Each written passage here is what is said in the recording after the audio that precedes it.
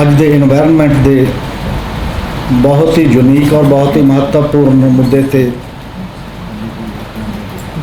किताब जिहड़ी आई है आर्थिक वाधा मौसमी संकट ते कुदरती आफतां दा जिहड़ा मुद्दा उहदे ते चर्चा करने लई असीं सारे प्रमुख शख्सियतां स्टेज ते जो विराजमान ने ते जो मेरे सामने मौजूद ने और वाइस चांसलर साहब ने काफ़ी गल रस्ते पाती है मेरे ख्याल चर्चा के रूप दे विच ऑलरेडी जिहड़ी काफ़ी महत्वपूर्ण है। मैडम उन्होंने जिहड़े सारे सवाल उहदे च हल करन दी अपने वल्लों जानकारी देने की टोटल कोशिश की। जिवें प्रोफैसर गुरमुख सिंह उन्होंने कहा कि स्थानक तो लैके भारत तो लैके ते ग्लोबल पद्धर के उत्ते इन्वायरनमेंट का की रोल है। वैसे तो इन्वायरनमेंट का इशू मैनूं लगता है जैविक जीवन तो भी पहलां दा मुद्दा है, मनुख तो भी पहलां दा मुद्दा है, क्योंकि जेकर इन्वायरनमेंट पैदा होया उस किस्म का तो जैविक लाइफ पैदा हुई है। जो माहौल ही पैदा ना होंदा तो शायद जिंदा जीवन संभव है नहीं सी। बाकी मनुख तक तो उदों बाद का क्वेश्चन है, जिवें हौली हौली एक आपां लगातार दीयां खोजां देखते हैं सारियां। और मैनूं ये लग्गिया पहलां मैडम शायद लिखतां मैं घट देखदा सी, उन्हां नूं शायद एक गल तो काफ़ी उन्होंने दे हिरदे नूं टुंबी होनी है जदों दिल्ली तो एक फरमान आया सी कि 1 करोड़ रुपया जुर्माना जेकर पराली को अग लाउण करके पॉल्यूशन का जिहड़ा मामला है तो कैद भी होएगी, उहदे च 3 तो 10 साल तक कैद भी हो सकती है। उन्हें पंजाब दे विच बहुत एक लैवल की हफड़ा दफड़ी मचाई सी। ये की मतलब होया, पैसा पहले ही नहीं, बंदे खुदकुशी कर रहे हैं तो तुसीं जुर्माना किहनूं ला रहे हो, किस टाइप दी ला रहे हो। और वो मुद्दा किसान अंदोलन का भी मेजर मुद्दा रहा जिहड़ा पिछले समय दे विच एक बड़ा किसान अंदोलन इस धरती ते एक होया अपने देश दे विच। ते उहदे तो बाद जिहड़ी एक व्यापक पद्धर की चर्चा सी, शायद इहदे नाल सानूं पता लग्गिया असीं उदों इन्वायरनमेंट नूं सोचण लगे हाँ जदों सानूं पता लग्गिया पंजाब दे विच तां खास तौर ते कि साडा पानी चला गया, साडी आबो हवा खराब हो गई, पानी लगातार नीचे चला गया तो कैंसर काले पीलीए के मरीज बहुत ज़्यादा आउण लग गए।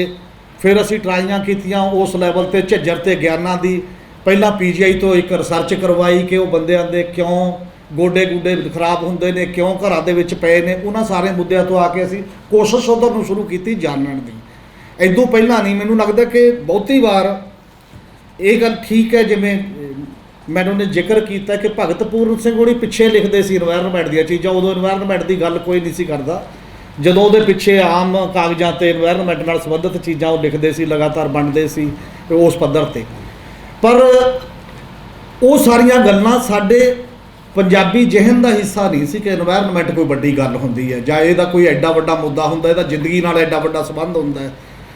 ते जदों अंकड़े सामने आउंदे ने, कई बार अंकड़े दूर दे अंकड़े लगदे ने, जिवें IPCC है inter governmental panel on climate change, जिस 32,000 तो ज़्यादा साइंटिस्ट काम करता दुनिया का ਵੱਖ-ਵੱਖ देशों का, ਜਿਹੜੇ ਵੱਖ-ਵੱਖ अपनी अकल ਤੇ अपनी सारियां रिसर्च ਸਾਂਝੀਆਂ करते हैं। ਸਾਂਝੀ तो बाद वो रिपोर्टां अपनियां लोगों के सामने लिखते हैं, जिहड़ा इस किताब का मेन फोकस जिहड़ा इंटरनेशनल उस मामले दे विच है।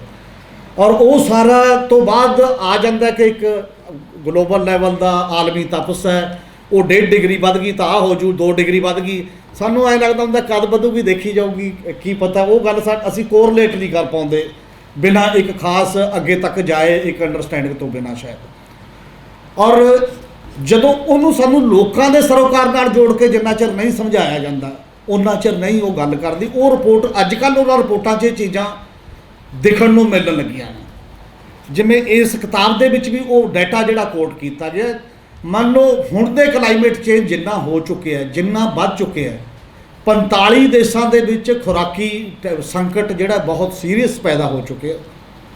और आने वाले दिनों जे अद्धा डिग्री भी वधदा है, वो कहते हैं सारी आ वर्ल्ड इकनॉमिक फोरम इस तो बाद हुणे अजे होके हटे है, जिहड़ा फोरम इकनॉमिक मॉडल का सूत्रधार है, जिहड़ा उहनूं चलाउंदा इसे मॉडल नूं, उहदी अपनी मीटिंग दे विच रिपोर्ट आई है भी जेकर ये ना केयर की गई उन्हां मुल्कां दी जिथे क्लाइमेट चेंज करके प्रोडक्शन इन्नी घट गई है, और जे अद्धा डिग्री होर वध गई तो 25% पैदावार घट जाएगी। पता नहीं किन्ने मुल्कां 'च खुराक दे दंगे होणगे जिहड़े रोके नहीं जा सकते। जिहड़ा एक पोलीटिकल मामला, कोई कल्ला पेट भरन का मामला नहीं, देश बाह मरोड़ते हैं एक दूजे की इस सारे मामले दे विच।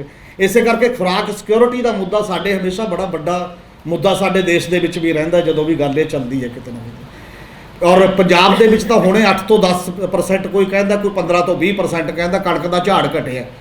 ਉਹ ਕਿੱਧਰ ਗਏ 5-5 ਸਾਲ ਦੇ ਬਫਰ ਸਟਾਕ?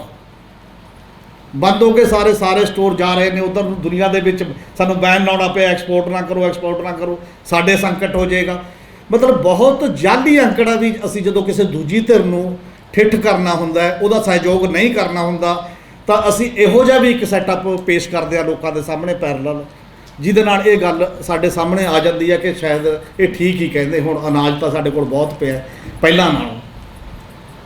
ਔਰ ਇਸੇ ਕਰਕੇ ਇੱਕ ਗੱਲ ਇਹ ਬਹੁਤ ਵੱਡੀ ਹੈ ਉਸ ਇਕਨੋਮਿਕ ਮਾਡਲ ਦੇ ਵਿੱਚ। ਐਤਕੀ ਸਾਡੇ ਸਾਹਮਣੇ ਇੱਕ ਗੱਲ ਆ ਗਈ ਹੈ, ਸਾਡੇ ਦੇਸ਼ ਦੀ ਸਰਕਾਰ ਕਹਿੰਦੀ ਹੈ ਵੀ ਜਿਹੜਾ 25,000 ਰੁਪਇਆ ਮਹੀਨਾ ਕਮਾਉਂਦਾ ਉਹ ਸੁਪਰ ਰਿਚ 10% 'ਚ ਚਲਾ ਗਿਆ।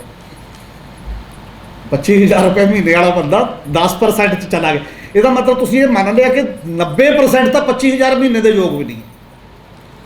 ਸਾਡੇ ਕੰਟਰੀ ਦਾ ਇੱਕ ਸੁਸਾਇਟੀ, ਜੇ ਤੁਸੀਂ ਇਹ ਕਹਿ ਰਹੇ ਹੋ ਕਿ ਉੱਪਰਲੇ 10% ਚਲਾ ਗਿਆ 25,000 ਮਹੀਨਾ ਕਮਾਉਣ ਵਾਲਾ, ਤਾਂ 90% 25,000 ਤੋਂ ਵੀ ਹੇਠਾਂ ਵਾਲੇ ਹੋ ਗਏ। ਫਿਰ ਜਦੋਂ ਉੱਥੇ ਚਲੇ ਗਏ ਤਾਂ ਉਹਦੇ ਕੋਲ ਖੁਰਾਕ ਖਾਣ ਨੂੰ ਪੈਸਾ ਕਿੱਥੋਂ ਆਊ, ਪਰਚੇਜਿੰਗ ਪਾਵਰ ਕਿੱਥੋਂ ਆਊ? ਫਿਰ ਉਹਦੇ 'ਚੋਂ ਆਉਂਦਾ ਕਿ ਯੂਪੀ ਦੇ ਵਿੱਚ ਜਾਂ ਬਾਕੀ ਜਗ੍ਹਾ ਸਾਰੇ ਜਗ੍ਹਾ ਮੁਫਤ ਵੰਡਣਾ ਪਊਗਾ ਅਨਾਜ ਤਾਂ ਇਦੋਂ ਬਿਨਾਂ ਚੱਲਦਾ ਨਹੀਂ। ਵੋਟਾਂ ਕਰਕੇ ਉਹ ਮੁਫਤ ਵੰਡਤਾ ਤੇ ਉਹ ਸਟੋਰ ਖਾਲੀ ਹੋ ਗਏ। ਹੋਰ ਕੋਈ ਗੱਲ ਨਹੀਂ ਸੀ, ਕੋਈ ਸਟੋਰ ਨਹੀਂ ਸੀ ਭਰੇ, ਕੋਈ ਗੋਦਾਮ ਉਸ ਲੈਵਲ 'ਤੇ ਨਹੀਂ ਸੀ ਚੱਲਦੇ। ਅਸੀਂ ਉਸ ਪਾਸੇ ਵੱਲ ਚਲੇ ਗਏ ਹਾਂ। ਔਰ ਇਸੇ ਕਰਕੇ ਜਿੰਨੀਆਂ ਵੀ ਜਿਹੜਾ ਜ਼ਿਕਰ ਹੈ ਕਿਤਾਬ 'ਚ ਓਵਰਆਲ ਪਹਿਲਾਂ ਡਿਵੈਲਪਡ ਦੇਸ਼ਾਂ ਤੋਂ ਲੈ ਕੇ ਫਿਰ ਆਲਮੀ ਜਿਹੜੀ ਪਹਿਲੀ ਕਾਨਫਰੰਸ ਹੋਈ ਹੈ ਰੀਓ ਡੀ ਜਨੇਰੀਆ 'ਚ 1992 ਦੇ ਵਿੱਚ, ਫਿਰ ਕੁਇਟੋ ਪ੍ਰੋਟੋਕੋਲ ਜਿਹੜਾ ਐਗਰੀਮੈਂਟ ਹੋਇਆ ਉਹ ਕਿੰਨਾ ਇੰਪਲੀਮੈਂਟ ਹੋਇਆ, ਉਸ ਤੋਂ ਬਾਅਦ 2015 ਦਾ ਪੈਰਿਸ ਸਮਝੌਤਾ ਜਿਹੜਾ ਹੋਇਆ ਉਹਦੇ ਤੋਂ ਅਮਰੀਕਾ ਕਿਉਂ ਨਿਕਲ ਗਿਆ। ਤੇ ਕਿਤਾਬ ਜ਼ਿਕਰ ਕਰਦੀ ਹੈ ਕਿ ਉਹਨੂੰ ਵਿੱਚ ਰੱਖਣਾ ਕਿਉਂ ਜ਼ਰੂਰੀ ਹੈ ਅਮਰੀਕਾ ਨੂੰ, ਤੇ ਵਿੱਚ ਆਵੇ ਤਾਂ ਉਹ ਥੋੜ੍ਹਾ ਜਿਹਾ ਸ਼ਾਇਦ ਫਾਇਦਾ। ਟਰੰਪ ਵੇਲੇ ਨਿਕਲ ਗਿਆ ਟਰੰਪ, ਕਿਉਂਕਿ ਉਹ ਦੁਨੀਆ ਦਾ ਲੀਡਰ ਬਣਨ ਲਈ ਤਿਆਰ ਨਹੀਂ। ਦੁਨੀਆ ਇਸ ਸਿਚੁਏਸ਼ਨ 'ਚ ਚਲੀ ਗਈ ਹੈ ਜਿੱਥੇ ਗਲੋਬਲ ਲੀਡਰ ਇੱਕ ਮਾਈਨਸ ਗੱਲ ਦੇ ਵਿੱਚ ਚਲਾ ਜਾਂਦਾ। ਹੁਣ ਦੁਨੀਆ ਦੇ ਲੀਡਰ ਦੇ ਤੌਰ ਤੇ ਵਿਚਰਨ ਦੀ ਸਮਰੱਥਾ ਵਾਲਾ ਜਾਂ ਇਸ ਸੰਕਟ 'ਚੋਂ ਅੱਗੇ ਕੱਢਣ ਵਾਲੇ ਲੀਡਰਸ਼ਿਪ ਦਿਖਾਈ ਨਹੀਂ ਦਿੰਦੀ। ਇਸੇ ਕਰਕੇ ਟਰੰਪ ਬਾਹਰ ਆ ਗਿਆ ਸੀ। ਹੁਣ ਜਿਹੜਾ ਜੋ ਬਾਈਡਨ ਆਇਆ ਉਹਨੇ ਕਿਹਾ ਕਿ ਅਸੀਂ ਇਹਦੇ ਵਿੱਚ ਸ਼ਾਮਲ ਹਾਂ। ਕਰਨਾ ਕੀ ਸੀ? ਕਰਨਾ ਕੇਵਲ ਇੱਕ ਸੀ। ਉਹ ਕਹਿ ਰਹੇ ਨੇ ਕਿ ਅਸੀਂ 2030 ਤੱਕ ਜਿਹੜਾ 1990 ਤੱਕ ਦਾ ਮਾਹੌਲ ਸੀ ਸਾਡੇ ਗ੍ਰੀਨ ਹਾਊਸ ਗੈਸਾਂ ਦਾ ਘਟਾ ਕੇ ਉੱਥੇ ਲੈ ਕੇ ਜਾਣਾ ਟੈਕਨੋਲੋਜੀ ਤਹਿਤ। ਉਹਦੇ 'ਚ ਅਮੀਰ ਦੇਸ਼ਾਂ ਨੂੰ ਪੈਸੇ ਦੇਣੇ ਪੈਣਗੇ। ਉਹ ਕਹਿੰਦੇ ਅਸੀਂ ਤਾਂ ਪੈਸੇ ਦੇਣੇ ਨਹੀਂ, ਅਸੀਂ ਕਿਉਂ ਦਈਏ, ਬਾਕੀ ਵੀ ਬਰਾਬਰ ਦੇ ਦੇਣ, ਭਾਰਤ ਵੀ ਬਰਾਬਰ ਦਾ ਦੇਵੇ, ਬਾਕੀ ਵੀ ਬਰਾਬਰ। ਅਜੇ ਡਿਸਪਿਊਟ ਸੈਟਲ ਨਹੀਂ ਹੋ ਰਿਹਾ ਸਾਡੇ ਤੋਂ ਕਿ ਕੀ ਗ੍ਰੀਨ ਹਾਊਸ ਗੈਸੇਜ ਦੇ ਵਿੱਚ ਜਿੰਨੀ ਕੰਟਰੀਬਿਊਸ਼ਨ ਪਰ ਕੈਪੀਟਾ ਦੇ ਹਿਸਾਬ ਨਾਲ ਹੁੰਦੀ ਹੈ ਉਹ ਜ਼ਿਆਦਾ ਇੰਪੋਰਟੈਂਟ ਹੈ, ਜਾਂ ਜਿੰਨੀ ਟੋਟਲ ਆਬਾਦੀ ਆ ਉਹਦਾ ਕੈਲਕੂਲੇਟ ਟੋਟਲ ਕਰ ਲਓ, ਉਹਨੂੰ ਤੁਸੀਂ ਮੰਨੋਗੇ ਓਡਾ ਹੀ ਬੇਸਿਕ ਆਧਾਰ। ਤੇ ਸਾਡੇ ਵਾਲੇ ਬਥੇਰੇ ਕਹਿੰਦੇ ਨੇ ਕਿ ਤੁਸੀਂ 5 ਗੁਣਾ ਤੋਂ ਵੀ ਕਈ ਗੁਣਾ ਜ਼ਿਆਦਾ ਕਰਦੇ ਹੋ ਸਾਰੀ ਕੰਜੰਪਸ਼ਨ ਸਾਰੇ ਮਾਮਲਿਆਂ ਦੇ ਵਿੱਚ, ਤੁਹਾਡੀ ਜ਼ਿੰਮੇਵਾਰੀ ਬਣਦੀ ਹੈ ਸਾਰੀਆਂ। ਇਸੇ ਕਰਕੇ ਸ਼ਾਇਦ ਇਹ ਗੱਲਾਂ ਸਾਰੀਆਂ ਇੰਟਰ ਰਿਲੇਟਡ ਨੇ। ਜਦੋਂ ਥਾਮਸ ਪਿਕੈਟੀ ਆਪਣੀ ਕਿਤਾਬ ਲਿਖਦਾ ਉਹ ਕਹਿੰਦਾ ਵੀ ਦੌਲਤ ਜਨਰੇਸ਼ਨ ਦਾ ਕੁਐਸਚਨ ਨਹੀਂ ਹੈ, ਗਲੋਬਲ ਫੰਡ ਬਣਾਉਣ ਦਾ ਕੁਐਸਚਨ ਹੈ। ਤੁਸੀਂ ਲੁੱਟ ਕੀਤੀ ਹੈ ਦੁਨੀਆ ਦੇ ਪੈਸੇ ਦੀ ਜਿਹੜੇ ਡਿਵੈਲਪਡ ਦੇਸ਼ ਲੈ ਕੇ ਗਏ ਹੋ, ਔਰ ਉਹ ਪੈਸਾ ਜਿਹੜਾ ਲੈ ਕੇ ਗਏ ਹੋ ਉਹਨੇ ਇਨਵਾਇਰਨਮੈਂਟ ਖਰਾਬ ਕੀਤਾ ਤੇ ਬਾਕੀ ਦੀ ਗੱਲ ਕੀਤੀ ਹੈ। ਇਸੇ ਤਰ੍ਹਾਂ JNU ਦੀ ਪ੍ਰੋਫੈਸਰ ਉਤਸਾ ਪਟਨਾਇਕ ਦਾ ਕੰਮ ਹੈ ਸਾਡੇ ਦੇਸ਼ ਦੇ 100 ਸਾਲ ਦੇ ਅੰਗਰੇਜ਼ ਦੇ 45 ਟ੍ਰਿਲੀਅਨ ਡਾਲਰ ਇਸ ਦੇਸ਼ 'ਚੋਂ ਚਲਾ ਗਿਆ, ਉਹਦੇ ਬਰਾਬਰ ਦੀ ਇਕੋਨਮੀ ਜਿਹੜੀ ਬ੍ਰਿਟਿਸ਼ਰਜ਼ ਲੈ ਕੇ ਗਏ ਨੇ ਉਸ ਸਮੇਂ ਉਸ ਮਾਮਲੇ 'ਚ। ਉਹਨਾਂ ਦਾ ਕੋਈ ਇਨਵਾਇਰਨਮੈਂਟ ਬਹੁਤ ਵਧੀਆ ਜਾਂ ਬਾਕੀ ਚੀਜ਼ਾਂ ਐਵੇਂ ਨਹੀਂ ਆਈਆਂ ਕਿ ਅਪਰੋਚ ਬਹੁਤ ਵਧੀਆ। ਤੁਸੀਂ ਇੱਕ ਇਕੱਠਾ ਕਰਕੇ ਚੀਜ਼ਾਂ ਰੱਖ ਲੈਂਦੇ ਹੋ, ਆਪਣੀ ਵਰਤੋਂ ਦੂਜੇ ਦੀ ਪਹਿਲਾਂ ਵਰਤੀ ਜਾ ਰਹੇ ਹੋ ਤੇ ਇਹਨੂੰ ਸੁਰੱਖਿਅਤ ਰੱਖਦੇ ਹੋ। ਤੁਸੀਂ ਕਹਿੰਦੇ ਹੋ ਅਸੀਂ ਬਹੁਤ ਅੱਜ ਕੈਨੇਡਾ ਦਾ ਇਨਵਾਇਰਨਮੈਂਟ ਦੇਖੋ ਜੀ ਕੰਪੈਰੇਟਿਵਲੀ ਬੈਟਰ ਹੈ, ਬਾਕੀ ਦੇਸ਼ ਦਾ ਇਨਵਾਇਰਨਮੈਂਟ ਕੰਪੈਰੇਟਿਵਲੀ ਬੈਟਰ ਹੈ। ਸਾਨੂੰ ਇਹ ਲੱਗਣ ਲੱਗ ਜਾਂਦਾ ਦੇਖ ਕੇ, ਜੇ ਉਹਦੀ ਉਹ ਜਿਹੜੀ ਕੋਰ ਗੱਲ ਹੈ ਕਿਹਦੇ ਕਰਕੇ ਉਹ ਬੈਟਰ ਹੈ, ਕਿਉਂ ਉਹ ਬੈਟਰ ਹੋਇਆ ਪਿਛਲੇ ਸਮੇਂ ਦੇ ਵਿੱਚ ਸਾਰੇ ਵੱਖ-ਵੱਖ ਦੇਸ਼ਾਂ ਦੇ ਵਿੱਚ, ਉਹਨੂੰ ਵੀ ਅੰਡਰਸਟੈਂਡ ਕਰਨ ਦਾ ਸਵਾਲ ਹੈ। ਔਰ ਇਸੇ ਕਰਕੇ ਜਿਹੜਾ ਇਹ ਸਾਰੀਆਂ ਗੱਲਾਂ ਨੇ, ਜਿਵੇਂ ਉੱਤਰਾਖੰਡ ਦਾ ਜ਼ਿਕਰ ਹੈ ਇਸੇ ਕਿਤਾਬ ਦੇ ਵਿੱਚ, 2013 'ਚ ਇੱਕ ਬਹੁਤ ਵੱਡਾ ਤੂਫਾਨ ਉੱਥੇ ਆਇਆ ਸੀ। ਹੁਣ ਵੀ ਉਦੋਂ ਬਾਅਦ ਇਹੀ ਹਾਲ। ਉਹਦਾ ਮਾਮਲਾ ਇਹ ਹੈ ਕਿ ਉੱਥੇ ਜਿਹੜੇ ਇੱਕ ਕਲਾਈਮੇਟ ਜ਼ੋਨ ਬਣਿਆ ਹੋਇਆ ਉਹਨੂੰ ਤੁਸੀਂ ਡਿਸਟਾਰਟ ਕਿਵੇਂ ਕਰਦੇ ਹੋ ਉੱਥੇ ਵੀ ਫੈਕਟਰੀਆਂ ਲਾ ਕੇ। ਇਸੇ ਤਰ੍ਹਾਂ ਹਿਮਾਚਲ ਵੀ ਉੱਧਰ ਨੂੰ ਜਾ ਰਿਹਾ। ਉਸੇ ਇੱਕ ਆਰਟੀਕਲ ਦੇ ਵਿੱਚ ਇਹੀ ਹੈ ਕਿ ਤੁਸੀਂ ਬੱਦੀ ਦੇ ਵਿੱਚ ਇਕਨੋਮਿਕ ਜ਼ੋਨ ਇਹੋ ਜਿਹਾ ਬਣਾਉਂਦੇ ਹੋ ਉਹ ਸਾਰੇ ਕਿਤੇ ਜਾ ਕੇ ਕਿ ਉਹਨੂੰ ਰਿਆਇਤਾਂ ਦੇ ਰਹੇ ਹੋ ਸਾਰੀਆਂ। ਜਦੋਂ ਰਿਆਇਤਾਂ ਦੇ ਰਹੇ ਹੋ ਟੋਟਲ ਇੰਡਸਟਰੀ ਉੱਥੇ ਹਿਮਾਚਲ 'ਚ ਵਗ ਜਾਂਦੀ ਹੈ ਤਾਂ ਉਹ ਬੈਲੈਂਸ ਹਿਲਦਾ ਉਹ ਸਾਰੇ ਦੇ ਸਾਰੇ ਮਾਮਲੇ ਦਾ। ਜਦੋਂ ਟੋਟਲ ਬੈਲੈਂਸ ਹਿਲਦਾ ਤਾਂ ਆਟੋਮੈਟਿਕਲੀ ਕਲੈਮਿਟੀ ਆਏਗੀ ਐਡੇ ਵੱਡੇ ਪੱਧਰ ਤੇ, ਤੂਫਾਨ, ਹੜ੍ਹ, ਜੋ ਵੀ ਮਰਜ਼ੀ, ਪਹਾੜ ਟੁੱਟਣ ਦਾ ਮਾਮਲਾ, ਉਹ ਸਾਰਾ ਸਾਡੇ ਸਾਹਮਣੇ ਆਏਗਾ ਉਸੇ ਰੂਪ ਦੇ ਵਿੱਚ। ਔਰ ਇਹਦੇ ਵਿੱਚ ਹੁਣ ਦੋ ਟਾਈਪ ਦੀ ਅਪਰੋਚ ਹੈ ਜਿਹੜੀ ਦੁਨੀਆ ਦੇ ਵਿੱਚ ਲੋਕ ਲੈ ਰਹੇ ਨੇ। ਇੱਕ ਵਰਲਡ ਇਕਨੋਮਿਕ ਫੋਰਮ ਦੀ ਆਪਣੀ ਹੈ, ਜਾਂ inter government panel on climate change ਹੈ ਉਹਦੀ, ਉਹ ਵੀ ਲਗਭਗ ਬਰਾਬਰ ਹੈ। ਉਹਨਾਂ ਦਾ ਫਾਰਮੂਲਾ ਇਹ ਹੈ ਕਿ ਅਸੀਂ ਗ੍ਰੀਨ ਟੈਕਨੋਲੋਜੀ ਦੇ ਜ਼ਰੀਏ ਇਸ ਇਨਵਾਇਰਨਮੈਂਟ ਨੂੰ ਕਾਫੀ ਲੰਮੇ ਸਮੇਂ ਤੱਕ ਰਹਿਣ ਦੇ ਕਾਬਲ ਬਣਾ ਸਕਦੇ ਹਾਂ, ਅਤੇ ਇਸੇ ਨੂੰ ਜਾਰੀ ਰੱਖਦੇ ਹੋਏ ਆਪਾਂ ਇੱਧਰ ਧਿਆਨ ਦਈਏ, ਮਤਲਬ ਤਕਨੀਕ ਦੇ ਤੌਰ ਤੇ ਵੀ ਉੱਧਰ ਧਿਆਨ ਦਈਏ, એનર્ਜੀ ਚੇਂਜ ਕਰ ਲਈਏ ਅਸੀਂ ਥੋੜ੍ਹੀ ਜਿਹੀ એનર્ਜੀ, ਕੋਲ એનર્ਜੀ ਜਾਂ ਬਾਕੀ ਤੋਂ ਫਿਊਲ એનર્ਜੀ ਤੋਂ ਚੇਂਜ ਹੋ ਜਾਈਏ, ਇਹਦੇ ਨਾਲ ਚੱਲ ਸਕਦਾ ਕੰਮ। ਦੂਜਾ ਇੱਕ ਰੈਡੀਕਲ ਵਿਊ ਹੈ ਕਿ ਇਹ ਪੈਚ ਵਰਕ ਹੈ, ਇਹਦੇ ਨਾਲ ਨਹੀਂ ਕੰਮ ਚੱਲ ਸਕਦਾ। ਜਿਹੜੇ ਪੈਟਰਨ ਤੇ ਤੁਸੀਂ ਚਲਾਉਣਾ ਚਾਹੁੰਦੇ ਹੋ ਤੇ ਜੇ ਇਹਨੂੰ ਠੀਕ ਵੀ ਕਰ ਲਓ, ਇਹਦੇ ਨਾਲ ਕੰਮ ਨਹੀਂ ਚੱਲੂਗਾ ਕਿਸੇ ਵੀ ਰੂਪ ਦੇ ਵਿੱਚ। ਕਿਉਂ ਨਹੀਂ ਚੱਲੂਗਾ? ਮਾਮਲਾ ਕੇਵਲ ਇਨਵਾਇਰਨਮੈਂਟ ਖੜਾ ਰੱਖਣ ਦਾ ਨਹੀਂ ਹੈ। ਇਨਵਾਇਰਨਮੈਂਟ ਇਸ ਦੁਨੀਆ ਦੇ ਵਿੱਚ ਮੰਨ ਲਓ ਰੁੱਖ ਲਾ ਦਿਓ, ਸਾਰੇ ਕਿਤੇ ਲਾਤੇ, ਜਿੰਨਾ ਚਿਰ ਕਿਰਤ ਤੇ ਇਨਵਾਇਰਨਮੈਂਟ ਇਹ ਦੋ ਚੀਜ਼ਾਂ ਜੁੜਦੀਆਂ ਨਹੀਂ ਆਪਸ ਦੇ ਵਿੱਚ, ਉਹਨਾਂ ਚਿਰ ਰੈਡੀਕਲ ਚੇਂਜ ਇਨਵਾਇਰਨਮੈਂਟ ਦੇ ਵਿੱਚ ਸੰਭਵ ਨਹੀਂ ਹੈ ਕਿਸੇ ਵੀ ਰੂਪ ਦੇ ਵਿੱਚ। ਸਾਡੇ ਕਿਰਤ ਨੂੰ ਬਾਈਪਾਸ ਕਰਕੇ ਕੇਵਲ ਕੈਪੀਟਲ, ਜਿਵੇਂ ਵਾਈਸ ਚਾਂਸਲਰ ਸਾਹਿਬ ਕਹਿ ਕੇ ਗਏ ਨੇ ਨਾ ਕਿ ਪੈਸੇ ਤੋਂ ਪੈਸਾ ਬਣਾਉਣਾ, ਪੈਸੇ ਤੋਂ ਪੈਸਾ ਬਣਾਉਣਾ ਇਹ ਹੈ ਕਿ ਜਿਹਦੇ ਕੋਲ ਪੂੰਜੀ ਆ ਗਈ ਉਹ ਪੂੰਜੀ ਮਲਟੀਪਲਾਈ ਕਰਦਾ ਆਪਣੀ ਇਕੱਲੀ। ਉਹਦੇ 'ਚ ਮਨੁੱਖ ਦਾ ਕੀ ਕਰਨਾ, ਮਨੁੱਖ ਨੇ ਜਿੰਦਾ ਕਿਵੇਂ ਰਹਿਣਾ? ਮਨੁੱਖ ਦਾ ਜਿੰਦਾ ਰਹਿਣਾ ਇਕੱਲਾ ਸਾਹ ਲੈਣਾ, ਪਾਣੀ ਤੱਕ ਸੀਮਤ ਨਹੀਂ ਹੈ, ਰੋਜੀ ਰੋਟੀ ਵੀ ਜਿੰਦਾ ਰਹਿਣ ਲਈ ਓਡੀ ਮਹੱਤਵਪੂਰਨ ਚੀਜ਼ ਹੈ। ਇਸੇ ਕਰਕੇ ਜਿੰਨੀ ਰਿਸਰਚ ਹੋ ਰਹੀ ਹੈ ਇਸ ਮਾਡਲ ਦੇ ਤਹਿਤ, ਉਹ ਰਿਸਰਚ ਆਟੋਮਾਈਜੇਸ਼ਨ ਦੀ ਰਿਸਰਚ ਹੈ ਸਾਰੇ ਫੀਲਡ ਦੇ ਵਿੱਚ। ਜਿਹੜੀ ਆਟੋਮਾਈਜੇਸ਼ਨ ਦੀ ਰਿਸਰਚ ਹੈ ਟੋਟਲ ਫੀਲਡ ਦੇ ਵਿੱਚ, ਉਹ ਵਿਹਲੇ ਕਰਦੀ ਜਾ ਰਹੀ ਹੈ ਵੱਡੀ ਤੋਂ ਵੱਡੀ ਗਿਣਤੀ ਨੂੰ। ਉਹਨਾਂ ਦਾ ਕੋਈ ਰੁਜ਼ਗਾਰ ਨਹੀਂ, ਕੋਈ ਕਿਤੇ ਮਾਮਲਾ ਨਹੀਂ ਹੈ ਉਸ ਮਾਮਲੇ ਦੇ ਵਿੱਚ। ਔਰ ਜੇ ਉਹ ਬੰਦੇ ਵਿਹਲੇ ਹੋਣਗੇ, ਸਾਰੇ ਤੁਰੇ ਫਿਰਨਗੇ ਜਿਹੜੇ ਬੇਰੁਜ਼ਗਾਰ ਨੇ, ਤਾਂ ਬਹੁਤ ਜ਼ਿਆਦਾ ਪੰਜਾਬ 'ਚੋਂ ਜਿਹੜੀ ਫੋਰਸਡ ਡਰੇਨੇਜ ਹੋ ਰਹੀ ਹੈ ਉਹਦੇ 'ਚ ਬਹੁਤ ਵੱਡਾ ਰੋਲ ਹੋਰ ਗੱਲਾਂ ਦਾ ਵੀ ਹੈ, ਪਰ ਰੁਜ਼ਗਾਰ ਦਾ ਬਹੁਤ ਵੱਡਾ ਰੋਲ ਹੈ। ਜਿਹੜੇ ਬੱਚੇ ਜਾ ਰਹੇ ਨੇ ਕਿਤੇ ਨਾ ਕਿਤੇ, ਲੋਕ ਇਹ ਕਹਿੰਦੇ ਨੇ ਉੱਥੇ ਕੰਮ ਤਾਂ ਮਿਲਦਾ, ਕਰਕੇ ਤਾਂ ਖਾ ਲੈਂਦੇ, ਇੱਥੇ ਤਾਂ ਕੰਮ ਵੀ ਨਹੀਂ ਮਿਲਦਾ, ਇੱਥੇ ਰਹਿ ਕੇ ਅਸੀਂ ਕੀ ਕਰੀਏ। ਇਹ ਜਿਹੜੀ ਡਰੇਨੇਜ ਹੋਣੀ ਹੈ, ਡਰੇਨੇਜ ਦੁਨੀਆ 'ਚ ਹੋ ਰਹੀ ਹੈ। 6 ਕਰੋੜ ਬੰਦਾ ਸਟੇਟਲੈਸ ਹੋ ਚੁੱਕਾ ਹੈ ਜੰਗਾਂ ਤੋਂ ਬਾਅਦ, ਜਿਹੜਾ ਇੱਕ ਦੂਜੇ ਦੇਸ਼ਾਂ 'ਚ ਧੱਕੇ ਖਾਂਦਾ ਫਿਰਦਾ, ਜਿਹਨੂੰ ਇਹ ਨਹੀਂ ਪਤਾ ਲੱਗਦਾ ਮੇਰਾ ਦੇਸ਼ ਕਿਹੜਾ ਹੈ। ਆਪਣੇ ਦੇਸ਼ 'ਚ ਰਹਿਣ ਦੀ ਗੱਲ ਜਗ੍ਹਾ ਨਹੀਂ ਹੈ, ਉਹ ਦੂਜੇ ਦੇਸ਼ 'ਚ ਭੱਜਦਾ। ਚਾਹੇ ਰੂਸ ਤੇ ਦੀ ਲੜਾਈ ਦਾ ਸਵਾਲ ਹੈ, ਯੂਕਰੇਨ ਦਾ, ਲੱਖਾਂ ਬੰਦਾ ਉੱਡ ਕੇ ਚਲਾ ਗਿਆ। ਬਾਕੀ ਯੂਰਪ ਦੇ ਦੇਸ਼ਾਂ ਦੇ ਵਿੱਚ ਵੀ ਕਿਤੇ ਤਾਂ ਰੱਖੋ, ਉਹਨਾਂ ਦੇ ਗੋਲੀ ਥੋੜ੍ਹੀ ਮਾਰ ਦੇਣਗੇ, ਕਿੰਨੇ ਬੰਦਿਆਂ ਦੇ ਗੋਲੀ ਵੱਜ ਜੂਗੀ। ਇਹ ਜਿਹੜੇ ਆਬਾਦੀ ਦਾ ਆਪਸ ਦੇ ਵਿੱਚ ਮਤਲਬ ਆਦਾਨ ਪ੍ਰਦਾਨ, ਭੁੱਖਾ ਤਾਂ ਨਹੀਂ ਮਰੂਗਾ ਬੰਦਾ, ਕਿਤੇ ਤਾਂ ਕੋਈ ਕੰਮ ਕਰੂਗਾ, ਕੋਈ ਤਰੀਕਾ ਤਾਂ ਉਹਨੂੰ ਚਾਹੀਦਾ ਕਿਸੇ ਨਾ ਕਿਸੇ ਰੂਪ ਦੇ ਵਿੱਚ। ਜਿਹੜਾ ਸਾਡੀ ਧਰਤੀ ਤੇ ਗੁਰੂ ਨਾਨਕ ਸਾਹਿਬ ਦਾ ਸਿਧਾਂਤ, ਕਿਰਤ ਕਰੋ ਨਾਮ ਜਪੋ ਵੰਡ ਛਕੋ। ਔਰ ਮੈਨੂੰ ਇਹ ਲੱਗਦਾ ਜਦੋਂ ਫਿਰ ਉਸ ਰੇਸ਼ੋ 'ਚ ਅਸੀਂ ਪਲਾਨ ਕਰਦੇ ਹਾਂ ਇਨਵਾਇਰਨਮੈਂਟ ਨੂੰ, ਵਿਉਂਤਬੰਦੀ ਕਰਦੇ ਹਾਂ ਇਨਵਾਇਰਨਮੈਂਟ ਦੀ, ਕਿ ਪੰਜਾਬ ਦੇ ਵਿੱਚ ਵੀ ਅਸੀਂ ਇਹ ਵਿਉਂਤਬੰਦੀ ਕਰ ਰਹੇ ਹਾਂ ਇਨਵਾਇਰਨਮੈਂਟ ਨੂੰ ਠੀਕ ਕਰਨ ਵਾਸਤੇ। ਕਿਰਤ ਕਿੱਥੇ ਹੈ ਉਹਦੇ 'ਚ? ਕਿੰਨੇ ਕਿਰਤੀਆਂ ਨੂੰ ਅਸੀਂ ਇਨਵੋਲਵ ਕਰ ਲਿਆ ਕਿ ਉਹ ਬੂਟੇ ਲਾਉਣ 'ਚ ਕਾਮਯਾਬ ਨਾਲ ਰਹਿਣ, ਉਹ ਬੂਟੇ ਪਾਲਣ ਦੇ ਵਿੱਚ ਉਹਨਾਂ ਦਾ ਰੁਜ਼ਗਾਰ ਸਹਿਮਤ ਹੋਵੇ ਉਸ ਮਾਮਲੇ ਦੇ ਵਿੱਚ। ਇਨਵਾਇਰਨਮੈਂਟ ਦੀਆਂ ਬਾਕੀ ਜਿਹੜੇ ਸੋਭੇ ਨੇ ਉਹਦੇ ਵਿੱਚ ਉਹ ਬੰਦੇ ਇਨਵੋਲਵ ਕਿਵੇਂ ਹੋਣ, ਉਹਨਾਂ ਨੂੰ ਆਪਣੀ ਜ਼ਿੰਦਗੀ ਲੱਗੇ ਉਹਦੇ ਵਿੱਚ ਆਉਣ ਦੇ ਲਈ। ਔਰ ਜੇ ਉਹਨਾਂ ਦੀ ਜ਼ਿੰਦਗੀ ਉਹਦੇ 'ਚ ਇਨਵੋਲਵ ਨਹੀਂ ਹੈ, ਕਿਰਤ ਤੋਂ ਸਿੱਖਣਾ ਕੋਈ ਵੀ ਮਾਡਲ ਜਿਹੜਾ ਹੋਏਗਾ ਉਹ ਕਾਮਯਾਬ ਮਾਡਲ ਇਨਵਾਇਰਨਮੈਂਟ ਨੂੰ ਬਚਾਉਣ ਦਾ ਹੋ ਨਹੀਂ ਸਕਦਾ।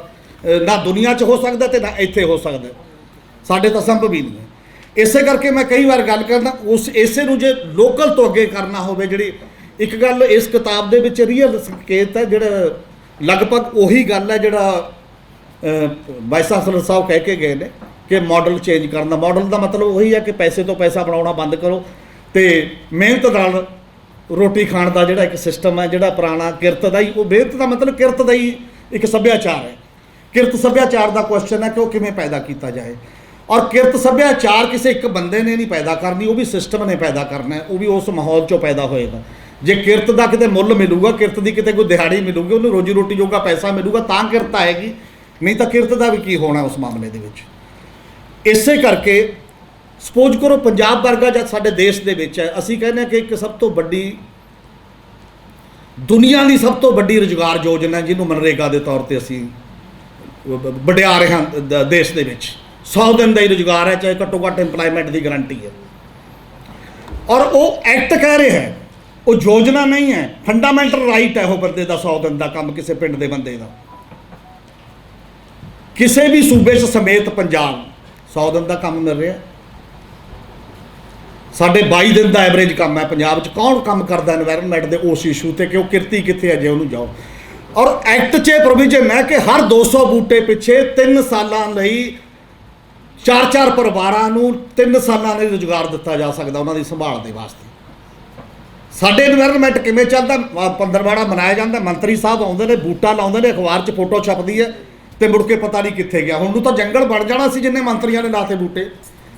ਅੱਜ ਇੱਕ ਫੜਿਆ ਗਿਆ ਫੋਰੈਸਟ ਵਾਲਾ ਮੰਤਰੀ, ਤੇ ਉਹ ਵੀ ਬੂਟਿਆਂ ਕਰਕੇ ਹੀ ਫੜਿਆ ਗਿਆ ਕਿ ਬੂਟੇ ਕਿੰਨੇ ਵੇਚੇ, ਕਿੰਨੇ ਲਾਏ ਤੇ ਕਿਸ ਲੈਵਲ ਦੀਆਂ ਚੀਜ਼ਾਂ ਉਹ ਹੋ ਰਹੀਆਂ ਨੇ।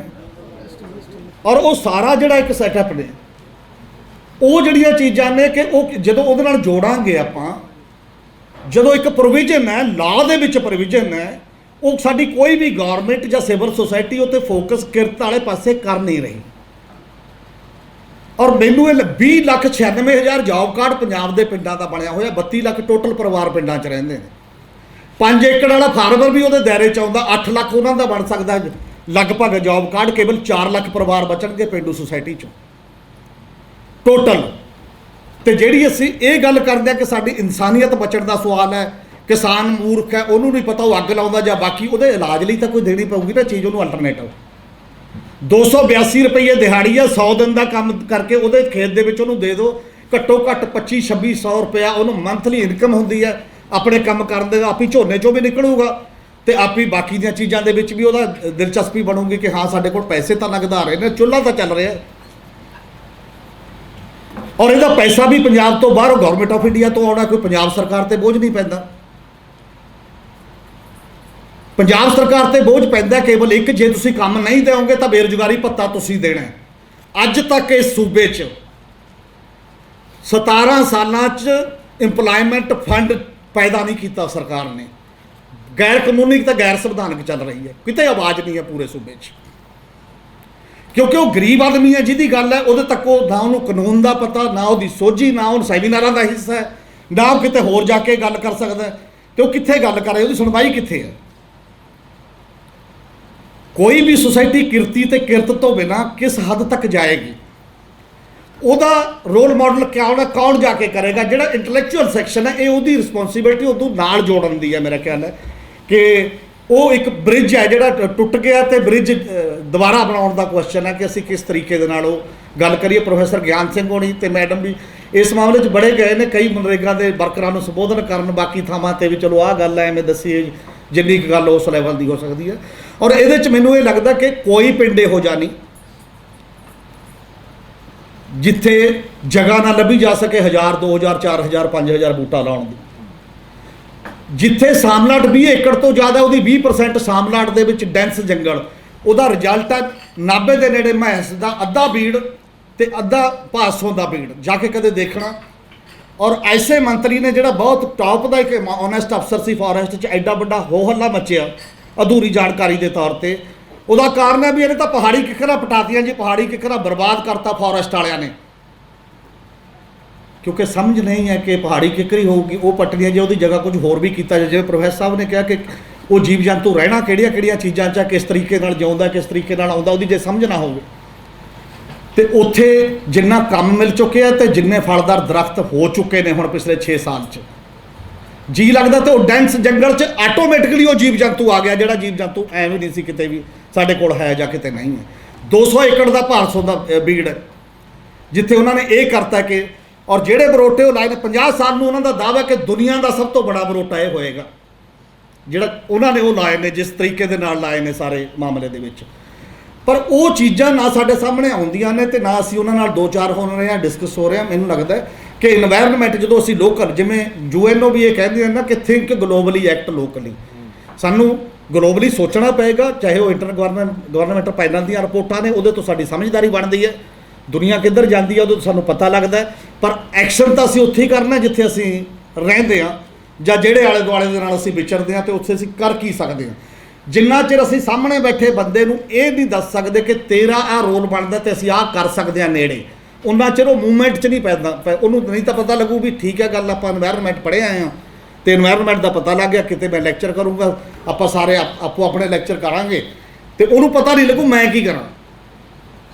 ਜਾਂ ਅਸੀਂ ਉਹਨੂੰ ਕਹਿੰਦੇ ਹਾਂ ਤੂੰ ਕੇਵਲ ਸੇਵਾ ਸੰਮਤੀ ਕਰ। ਬਹੁਤ ਸੱਜਣ, ਸੇਵਾ ਦਾ ਜਿਹੜਾ ਇੱਕ ਕਨਸੈਪਟ ਹੈ, ਪਵਿੱਤਰ ਕਨਸੈਪਟ ਹੈ, ਸੇਵਾ ਕਰਨੀ ਹੀ ਚਾਹੀਦੀ ਹੈ, ਪਰ ਸਾਰੇ ਲੋਕ ਦੁਨੀਆ 'ਚ ਇਕੱਲੀ ਸੇਵਾ ਨਾਲ ਨਹੀਂ, ਉਹ ਆਪਣੀ ਰੋਜੀ ਰੋਟੀ ਨਾਲ ਜੁੜ ਕੇ ਸੇਵਾ ਕਰਨਾ ਚਾਹੁੰਦੇ ਨੇ, ਔਰ ਸੇਵਾ ਉਹ ਵੀ ਸੇਵਾ ਬਹੁਤ ਮਹੱਤਵਪੂਰਨ ਸੇਵਾ ਹੈ। ਇਸ ਕਰਕੇ ਮੈਨੂੰ ਇਹ ਲੱਗਦਾ ਕਿ ਇਮੀਡੀਏਟ ਇਹ ਗੱਲ ਹੈ, ਇਹ ਸਾਰਾ ਕੁਝ ਨਹੀਂ ਹੱਲ ਕਰੇਗੀ, ਪਰ ਇਹ ਪੰਜਾਬ ਦਾ ਮਨਰੇਗਾ ਦਾ 60% ਪੈਸਾ ਪਾਣੀ ਬਚਾਉਣ ਤੇ, ਰੁੱਖ ਲਾਉਣ ਤੇ ਔਰ ਜ਼ਮੀਨ ਦੀ ਕੁਆਲਿਟੀ ਸੁਧਾਰਨ ਤੇ ਇਹਦੇ ਤੇ ਲੱਗਣਾ। ਇਹ ਕਾਨੂੰਨ ਕਹਿੰਦਾ। ਸਾਡੇ ਕੋਈ ਪ੍ਰੋਜੈਕਟ ਦੱਸੋ ਪੰਜਾਬ 'ਚ ਜਿਹੜਾ ਐਂ ਬਣਿਆ ਹੋਵੇ 60% ਦੇ ਲਿਹਾਜ਼ ਨਾਲ। ਕੋਈ ਪੰਚਾਇਤੀ ਡਿਪਾਰਟਮੈਂਟ ਦਾ ਅਫਸਰ ਦੱਸ ਦੇ, ਕੋਈ ਬਾਕੀ ਸੱਜਣ ਦੱਸਣ ਕਿ ਜਿਨ੍ਹਾਂ ਨੇ ਵੀ ਇਹ ਕਿਹਾ ਕਿ ਅੱਜ ਤੱਕ ਦਾ ਇਹ ਸਿਸਟਮ ਚੱਲਦਾ। ਸਾਡੇ ਪਿੰਡ ਨੂੰ ਪਿਛਲੇ 13 ਸਾਲਾਂ 'ਚ ਪੰਜਾਬ ਦੇ ਕਿਸੇ ਵੀ ਪਿੰਡ ਨੂੰ 5 ਪੈਸੇ ਗਏ ਹੋਣ ਪੰਜਾਬ ਦੇ ਬਜਟ 'ਚੋਂ, ਉਹ ਦੱਸ ਦਿਓ। 5 ਪੈਸੇ ਵੀ ਕਿਸੇ ਵੀ ਪਿੰਡ ਨੂੰ। ਇਸ ਲਈ ਮੈਂ ਚੈਲੰਜ ਕਰਕੇ ਕਹਿੰਦਾ 62% ਪਾਪੂਲੇਸ਼ਨ ਹੈ। ਇਨਵਾਇਰਨਮੈਂਟ ਉੱਥੇ ਬਚਣਾ, ਇਨਵਾਇਰਨਮੈਂਟ ਅਰਬਨ ਸੁਸਾਇਟੀ 'ਚ ਆ ਕੇ ਉਵੇਂ ਨਹੀਂ ਬਚਣਾ ਕਿਸੇ ਵੀ ਰੂਪ ਦੇ ਵਿੱਚ। ਸਾਡੇ ਜਿਹੜਾ ਮਾੜਾ ਮੋਟਾ ਪੈਸਾ ਗਿਆ, ਜਾਂ 15ਵੇਂ ਫਾਈਨਾਂਸ ਕਮਿਸ਼ਨ ਦਾ ਮਾੜਾ ਜਿਹਾ ਪੈਸਾ, ਤੇ ਜਾਂ ਮਨਰੇਗਾ ਦਾ ਮਟੀਰੀਅਲ ਬਜਟ ਦੀਆਂ ਇੱਟਾਂ ਲੱਗਦੀਆਂ ਨੇ, ਟਾਈਲਾਂ, ਇਦੋਂ ਬਿਨਾਂ ਪੈਸਾ ਕੋਈ ਨਹੀਂ ਬਜਟ 'ਚ। ਇਕਨੋਮਿਕਸ, ਇਨਵਾਇਰਨਮੈਂਟ, ਇਹ ਸਾਰਾ ਕੁਝ ਜੁੜ ਕੇ ਹੀ ਅਸੀਂ ਉਸ ਮਾਡਲ ਦਾ ਥੋੜ੍ਹਾ ਬਹੁਤ ਉੱਥੋਂ ਮੇਰੇ ਖਿਆਲ ਸ਼ੁਰੂਆਤ ਇਸ ਲੈਵਲ ਤੇ ਕਰ ਸਕਦੇ ਹਾਂ। ਔਰ ਇਹ ਕਿਤਾਬ ਕਿਉਂਕਿ ਇਸ ਕਰਕੇ ਇੰਪੋਰਟੈਂਟ ਹੈ ਬਹੁਤ ਜ਼ਿਆਦਾ, ਤਾਂ ਮੈਨੂੰ ਲੱਗਦਾ ਕਿ ਪੰਜਾਬੀ 'ਚ ਹੈ, ਆਪਣੇ ਲੋਕਾਂ ਦੇ ਪੜ੍ਹਨ ਦੇ ਕੰਮ ਆ ਜੂਗੀ, ਇੱਥੇ ਐਕਸ਼ਨ ਦੇ ਵਿੱਚ ਕੰਮ ਆ ਜੂਗੀ। ਬੰਦਾ ਜਦੋਂ ਪੜ੍ਹਦਾ ਤਾਂ ਉਹਦੇ ਦਿਮਾਗ ਦੇ ਵਿੱਚ ਕੋਈ ਬੋਲਣ ਲਈ 4 ਸ਼ਬਦ ਮਿਲ ਜਾਂਦੇ ਨੇ, ਡਾਟਾ ਮਿਲ ਜਾਂਦਾ ਹੈ, ਤੇ ਉਹ ਸਾਰੀਆਂ ਚੀਜ਼ਾਂ ਨੂੰ ਉਹ ਗੱਲ ਕਰਦੇ ਹੋ। ਜਿਵੇਂ ਇਹਨਾਂ ਦਾ ਅੱਜ ਹੀ ਬਿਆਨ ਛਪਿਆ ਵਾਈਸ ਚਾਂਸਲਰ ਸਾਹਿਬ ਦਾ ਕਿ ਪੰਜਾਬ ਦੇ ਸਾਰੇ ਸਕੂਲਾਂ ਨੂੰ ਪੰਜਾਬ ਸਕੂਲ ਐਜੂਕੇਸ਼ਨ ਬੋਰਡ ਨਾਲ ਜੋੜੋ, ਤੇ ਜਿਹੜਾ ਨਹੀਂ ਜੋੜਨਾ ਚਾਹੁੰਦਾ ਉਹ ਜਿੱਥੇ ਮਰਜ਼ੀ ਜਾਏ। ਜੇ ਪੰਜਾਬੀ ਦਾ ਜਿਹੜਾ ਬਚਾਉਣਾ, ਜੇ ਪੰਜਾਬੀ 'ਚ ਰੁਜ਼ਗਾਰ ਨਹੀਂ ਹੋਏਗਾ ਤਾਂ ਪੰਜਾਬੀ ਕਿਵੇਂ ਬਚ ਜੂ, ਜਿੰਨਾ ਮਰਜ਼ੀ ਜ਼ੋਰ ਲਾਉਂਦੇ ਰਹੋ। ਔਰ ਇੱਕ ਉਧਰ ਨੂੰ ਜਿਹੜਾ ਇੱਕ ਕਦਮ ਨੇ, ਮੈਨੂੰ ਤਾਂ ਲੱਗਦਾ ਇਹ ਸਾਰੇ, ਜੇ MBBS ਵੀ ਸੁਣਿਆ ਕਿ ਉਹ ਇੱਕ ਪ੍ਰੋਸੈਸ ਚਲਾ ਰਹੇ ਨੇ ਕੁਝ ਵਿਦਿਆਰਥੀਆਂ ਨੂੰ ਪੰਜਾਬੀ 'ਚ ਹੀ ਕਰਾਉਣ ਦਾ ਜ਼ਿੰਮੇਵਾਰੀ ਯੂਨੀਵਰਸਿਟੀ ਲੈ ਰਹੀ ਹੈ ਕਿ MBBS ਵੀ ਪੰਜਾਬੀ 'ਚ ਕਰਾਵਾਂਗੇ ਅਸੀਂ। ਤੇ ਜੇ ਇਨਵਾਇਰਨਮੈਂਟ, ਪੰਜਾਬੀ ਸੱਭਿਆਚਾਰ, ਵਿਰਾਸਤ, ਸਾਰੀਆਂ ਚੀਜ਼ਾਂ ਨੂੰ ਬਚਾਉਣ ਦਾ ਮਤਲਬ ਹੈ ਕਿਰਤ ਤੇ ਵਿਰਾਸਤ, ਦੋਨਾਂ ਚੀਜ਼ਾਂ ਨੂੰ ਜਦੋਂ ਅਸੀਂ ਜੋੜ ਦਾਂਗੇ ਤਾਂ ਇੱਥੋਂ ਹੀ ਇੱਕ ਇਨਵਾਇਰਨਮੈਂਟ ਦਾ ਵੀ ਨਵਾਂ ਮਾਡਲ ਵੀ ਡਿਵੈਲਪ ਹੋ ਸਕਦਾ, ਤੇ ਉਹ ਨਵਾਂ ਮਾਡਲ ਦੁਨੀਆ ਭਰ ਨੂੰ ਵੀ ਦਿਖਾਇਆ ਜਾ ਸਕਦਾ। ਕੋਈ ਜ਼ਰੂਰੀ ਨਹੀਂ ਕਿ ਅਸੀਂ ਦੁਨੀਆ ਤੋਂ ਹੀ ਲੈਣਾ ਹੈ, ਦੁਨੀਆ ਤੋਂ ਸਿੱਖਿਆ ਜਾ ਸਕਦਾ, ਪਰ ਅਸੀਂ ਆਪਣਾ ਮਾਡਲ ਜਿਹੜਾ ਕਿਰਤ ਕਰੋ ਦਾ, ਨਾਮ ਜਪੋ ਦਾ, ਵੰਡ ਸਕੋ ਦਾ, ਜੇ ਉਹਨੂੰ ਬੁਨਿਆਦ ਦੇ ਵਿੱਚ ਉਤਾਰ ਦਈਏ ਕਿਸੇ ਤਰੀਕੇ ਦੇ ਨਾਲ, ਤਾਂ ਇਹ ਕਿਤਾਬ ਦਾ ਵੀ ਜਿਹੜਾ ਉਪਰਾਲਾ ਉਹ ਸਕਸੈਸ ਹੋਊਗਾ, ਸਫਲ ਹੋਊਗਾ, ਤੇ ਆਪਣਾ ਵੀ ਬੈਠਣਾ ਜ਼ਿਆਦਾ ਸਫਲ ਹੋਊਗਾ। ਮੈਨੂੰ ਲੱਗਦਾ। ਬਹੁਤ ਬਹੁਤ ਮਿਹਰਬਾਨੀ।